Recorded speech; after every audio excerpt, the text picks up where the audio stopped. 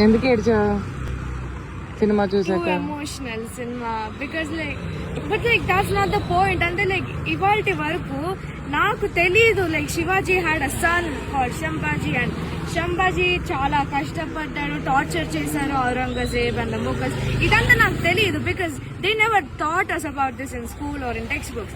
ఎందుకంటే నేను first class నుంచి all I learned was about British and Gandhiji ఎప్పుడు ఏంటి బికాస్ ఐఎమ్ పిస్. ఇప్పుడు ఇదంతా అబౌట్ ఆర్ హిందూ రూలర్స్. నేను ఇలాంటి సినిమాలు చూసి నేర్చుకోవాలా? నేను నేర్చుకున్నాను. I also respect the Indian revolution అలా, but that's not the point. నేను ఫస్ట్ క్లాస్ నుంచి నేర్చుకుంటుంది అదే అంటిల్ 7th క్లాస్. అండ్ ఈ ఇయర్ 9th క్లాస్ మాకు ఏం నేర్పించారో తెలుసా? About French revolution, Russian revolution, వేరే దేశాల్లో జరిగిన రెవల్యూషన్స్ నేర్పించారు. బట్ ఇప్పటి వరకు చోళాస్ అన్న మరాఠాస్ గురించి అన్న నేను ఇప్పటి వరకు అయితే నా టెక్స్ట్ బుక్ లో నాకు ఆ పేరే వినపడలేదు.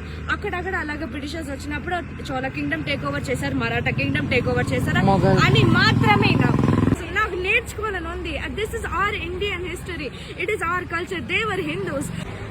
They never taught us about the own Hindus that ruled our world and our land. Why haven't I not learned about Cholas and Marathas?